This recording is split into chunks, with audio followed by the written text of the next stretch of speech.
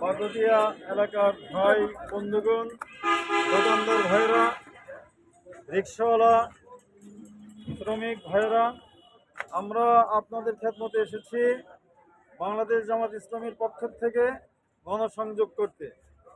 আমরা এই দেশে একটা কল্যাণ রাষ্ট্র, একটা দুর্নীতিমুক্ত, ঘুষমুক্ত, অন্যায় অবিচার মুক্ত রাষ্ট্র গড়ে তুলতে চাই। সেই লক্ষ্যে আমরা কাজ করছি।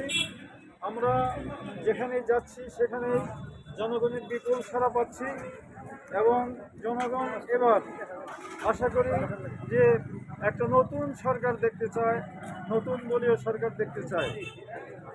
অতীতে যে সমস্ত দল এই রাষ্ট্র শাসন করেছেন তাদের আপনারা চিনেন, জানেন। আপনারা আমাদেরকে পরীক্ষা করুন একবার, আমরা আপনাদের সাথে কীরকম সহযোগিতা করতে পারি, এই দেশকে কি দিতে পারি, এটা আমরা আপনাদের কাছে একটা আকুল আবেদন জানাই। মেহেরবানি করে আপনারা আমাদেরকে একবার পরীক্ষা করুন। আমরা এই দেশটাকে দুর্নীতিমুক্ত করতে চাই। কোনো ব্যক্তির বিরুদ্ধে, কোনো দলের বিরুদ্ধে আমাদের কোনো অভিযোগ নাই। আমাদের অভিযোগ হলো অন্যায়, অত্যাচার, জুলুম, নির্যাতন, চাঁদাবাজি, দুর্নীতির বিরুদ্ধে। আমরা এই দেশের মানুষকে দুর্নীতিমুক্ত, চাঁদাবাজ মুক্ত, অন্যায় মুক্ত এবং অবিচার মুক্ত একটা সমাজ, একটা রাষ্ট্র উপহার দিতে চাই। আপনাদের সবাইকে ধন্যবাদ। আসসালামু আলাইকুম। আল্লাহ হাফেজ। স্যার, একটু ডিস্ট্রিক্ট মানুষ পৌর উপজেলার পিঠাবাড়ায় প্রথমেই আপনার কৃষির উপরে পদক্ষেপ নেবেন বলে আপনি? ইনশাআল্লাহ আমরা চিন্তা করেছি আমাদের কালীহাতিতে কিছু বিশেষ সমস্যা আছে, যেমন রাস্তাঘাটের উন্নয়ন, রাস্তাঘাটের বেহাল অবস্থা, আমাদের মা বোনদের তাদেরকে বেকার থেকে সাকার করার জন্য কিছু কুটির শিল্পের ব্যবস্থা করা দরকার, যাতে তারা বিভিন্ন কাজে আয় ইনকাম করতে পারে, কার উপর পরনির্ভরশীল না থাকতে পারে, এবং তাদের শিক্ষা দীক্ষা, চাকরি বাকরি। এই জন্য আমরা একটা নারী নীতি আমরা তৈরি করছি। এই নারী নীতির মাধ্যমে এই নারী সমাজের উন্নয়ন আমাদের লক্ষ্য। বাজারের উপরে কিছু বলবে? হ্যাঁ, তাছাড়া যারা এদেশে বিশেষ করে আমাদের যুব সমাজ মাদক নেশার যুক্ত হয়ে পড়েছে, এটা সামাজিক একটা অবক্ষয়ের কারণ। এই জন্য শুধু যুবকেরা দায়ী না, এই জন্য আমরা দায়ী। আমরা তাদেরকে সৎ পথে, আমরা তাদেরকে ন্যায়ের পথে, আমরা তাদেরকে কর্ম দিতে পারি নাই সঠিক মতো, আমরা তাদেরকে পর্যাপ্ত খেলাধুলা এবং আপনার সুন্দর বিনোদনের ব্যবস্থা করতে পারি নাই।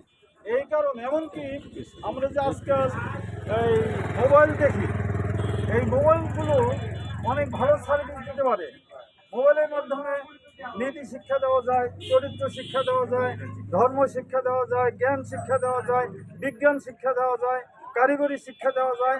কিন্তু মোবাইলের যে সাবজেক্ট, কিছু ভালো জিনিসও আছে অনেক, কিন্তু তার সাথে কিছু অনেক খারাপ জিনিসও আছে। আমাদের অবুঝ কিশোর যুবক তারা এই খারাপ জিনিসের দিকে বিশেষভাবে ধাবিত হয়। আমরা এগুলোর সংস্কার করবো ইনশাআল্লাহ। আমরা এই কালীহাতিতে বেকার সমস্যার সমাধানের জন্য পদক্ষেপ নেব। যারা বেকার আছে, আমাদের কেন্দ্র থেকে বলা হয়েছে এখানে কেউ বেকার থাকবে না। ছাত্রদের জন্য এমন শিক্ষা ব্যবস্থা করে তোলা হবে যে শিক্ষা ব্যবস্থায় যখন তারা এক হাতে সার্টিফিকেট নেবে, আর এক হাতে তারা কর্ম পাবে। আমরা ইনশাআল্লাহ যারা বেকার যুবক, অশিক্ষিত, নিরক্ষর, তাদের আমরা কাজ দেব, কর্ম দেওয়ার জন্য।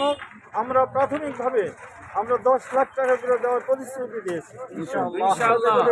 তাদেরকে কর্মক্ষম করা যায়, তারা বিপথে না যায়, অন্যায় অবিচারের দিকে না যায়, তাদের ব্রেন যেন কর্মমুখী হয়।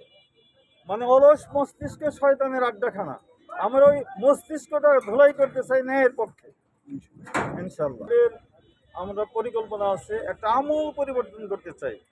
আমরা এমন ধরনের একটা শিক্ষা চাই যে শিক্ষায় মানুষ আল্লাহকে, রাসূলকে চিনতে পারবে, যে শিক্ষায় বিভিন্ন যার ধর্ম সম্পর্কে অবহিত হতে পারবে, সেই সাথে বর্তমান যুগের জ্ঞান, বিজ্ঞান, প্রযুক্তি সম্পর্কেও তারা ভালো ধারণা পাবে।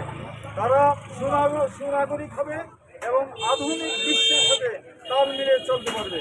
এই ধরনের একটা শিক্ষা ব্যবস্থা গড়ে তোলা দরকার। শিক্ষা ব্যবস্থার মধ্যে এখন অনেক অব্যবস্থা আছে। আমাদের দেশের শিক্ষাটা বিভিন্ন ভাগে বিভক্ত হয়ে পড়েছে। মাদ্রাসা শিক্ষাও বিভিন্ন ভাগে বিভক্ত হয়ে পড়েছে। আলিয়া নাসাবের মাদ্রাসা, আবার কওমি নাসাবের মাদ্রাসা, আবার কওমিদের মধ্যে বিভিন্ন গ্রুপ, আবার জেনারেল শিক্ষার মধ্যেও বিভিন্ন গ্রুপ। আমরা চাই এই দেশে এমন একটা একমুখী শিক্ষা ব্যবস্থা, যে শিক্ষায় তারা নৈতিকতা শিখতে পারবে, আল্লাহ রসুলকে জানতে পারবে, সৃষ্টিকর্তাকে জানতে পারবে, আবার আধুনিক জ্ঞান বিজ্ঞান সম্পর্কেও সুন্দর ধারণা লাভ করতে পারবে। এই ধরনের একটা শিক্ষা ব্যবস্থা আমরা গড়ে তুলতে চাই। আমরা যেখানেই যাচ্ছি আমরা জনগণের বিপুল সাড়া পাচ্ছি।